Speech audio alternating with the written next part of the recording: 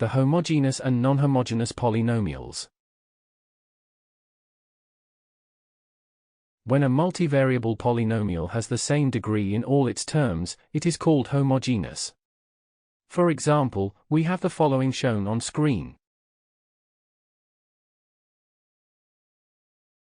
Is a homogeneous polynomial because all its terms are of the fourth degree. On the other hand, the polynomial, we have the following shown on screen. Is not homogeneous, as its last term has not the same degree as the rest of the terms. It is a zero-degree monomial, while all the rest of the terms are fourth-degree monomials. Hence, knowing the degree of a polynomial has another advantage, as this helps in finding whether the given polynomial expression is homogeneous or not. Example: which of the following polynomials is homogeneous?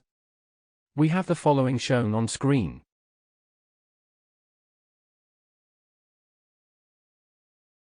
Solution: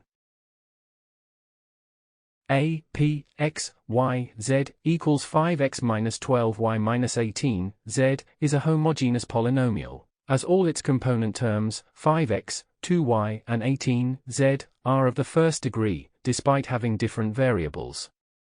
b, p, a, b, c, equals 4a to the power of 5b, c cubed minus 2 over 7a. b to the power of 6c squared minus c to the power of 9 is a homogeneous polynomial too, as all its component terms, 4a to the power of 5, b, c cubed, minus 2 over 7, a, b to the power of 6c squared and minus c to the power of 9, are of the ninth degree. 5 plus 1 plus 3 is equal to 1 plus 6 plus 2 is equal to 9, despite the fact that the power of each individual variable is different.